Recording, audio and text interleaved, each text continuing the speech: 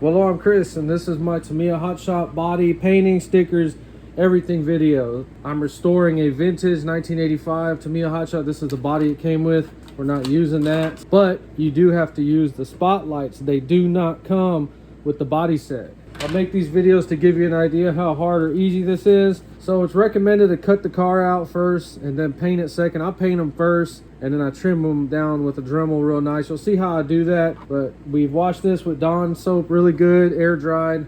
We're letting the paint warm up right now. We're going straight to paint. Okay, polycarbonate red. I had them sitting in hot water to warm the paint up. Your first coat goes on there very light.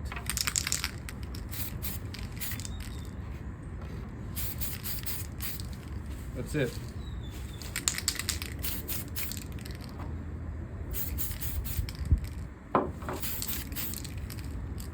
So the most important thing is to start off with a light coat, and then we're going to come back here every 15 minutes until we can't see through this anymore.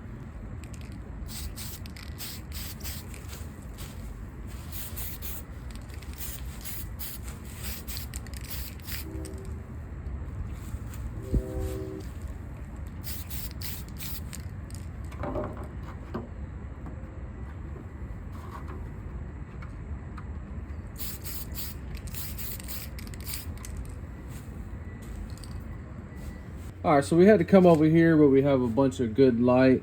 It has these two little thin cutouts that can be sketchy. So whoever did this body back in the days, I don't know how they cut those things out that good. So with my curved scissors, I'm not trying to cut it out on the line. I'm just trying to get it real close. It's about as close as I get. By using this on the Dremel stylo, I was able to cut them out and get them started. Now we need to take this film off and carefully do this section. So after this little experience right here, I am going to start cutting them out before I paint them. So of course the Dremel is going to have all kinds of little tools and things to help you get in there. We got that figured out. Let's go ahead and continue cutting the body out.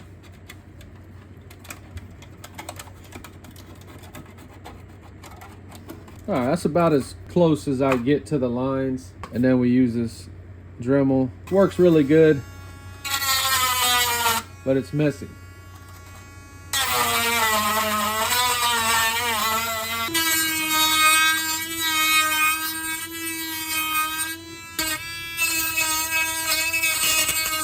So I get 80 grit automotive sandpaper on a block, and that's how we're going to perfect all these lines.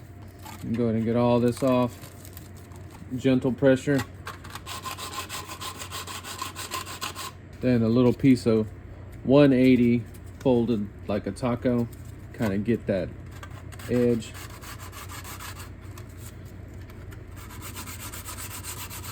So we just keep doing that, keep working it, and you'll eventually get that line perfectly straight.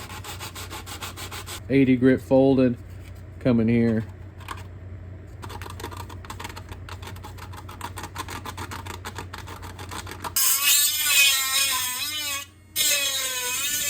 All right, let me go and get that thing cut out. So this is by far the hardest body I've cut out so far. It's super delicate. I still have to go back and do a little bit of shaving on the edges, but it looks really, really good. Beautiful red color. So stickers, how do we cut those out? You cut them out however you feel the most comfortable. Some models will have pre-cut stickers. These are not pre-cut. So this is a re-release body. The numbers for the stickers and the stickers are a little bit different, so make sure you're looking at the re-release instructions. I just used this cheap reamer I got on eBay. I am definitely going to invest in a more expensive one. Lesson in this video is do all your cutting out, shaving the edges down, filing them, and drilling all your holes before you paint. This is the last time I do this. I started doing that because I messed up my first polycarbonate paint job. All right, so let's get the little spotlight on there. Oh, look how good that looks. So we have some stickers cut out. It wants you to elongate those holes on the wing. We have to put the biggest sticker on the car, and probably the most difficult. It's a difficult sticker because it doesn't really show you exactly where it goes. So in the instructions, I don't know why this sticker isn't right there. It has it like over here and at this weird angle. So that's all I'm going off of. Try my best to get this So we know those two, the top edges are parallel. So I think we're good right there. So just make sure there's no bubbles in that little ridge. It's probably a little crooked, but you know what? I'm gonna leave it alone. So we need to go ahead and cut these places out. And then get your screws started. Okay, then the 2 screws to attach the wing. That's how you know it's a re-release, because the factory had the resistors and it said warning hot. So we already got that sticker on there. That looks good.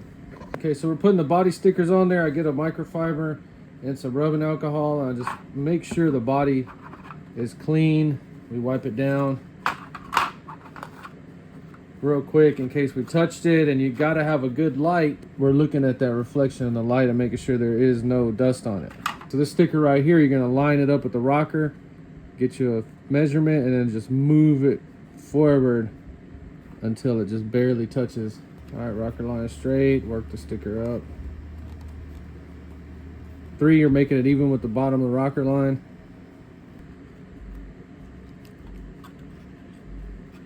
It's a little bit lower, not in the center.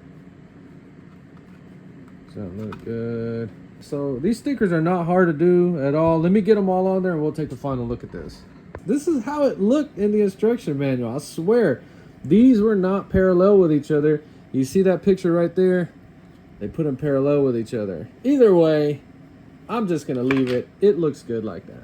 So this is my vintage hot shot of a video tearing it down, and we're still building it and making the video. Barely got these guys painted up. So the original owner of this already painted the shirt and everything, and that looks good. There was no reason to change that. We still got a little touch-ups on it, but I had to repaint the head, and it came out real nice. Let's talk about something super duper important. I had went ahead and cut the 5mm hole, and they are not mounted in the same place. So the re-release and the original, the mount is farther back on the original. But that sticker covered it up, so it's not that big of a deal. But keep that in mind. Oh my goodness.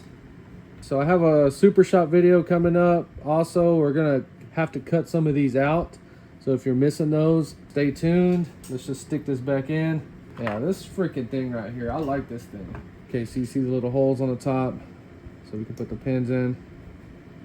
So I've sandblasted and painted the wheels silver. The tires are a little dry rotted and cracked, but they still look okay. We're just gonna stick them on there. So I do have white zip ties. I just thought the black ones might look better, and I think they do. So the lesson in this video is pay attention to the box art and the instruction manuals more than one place if you have any concern about the sticker placement. Now there is a picture on the internet of one that's done like this too that looks really, really neat. I'm trying to find a set of dummy resistors. This one had all original electronics. I sold them on eBay because they all worked. So this is going to be a display car or shelf queen for right now. I don't want to run it because the tires are dry rotted. So I'm going to try to find some wheels from the re-release. I see them in white all the time.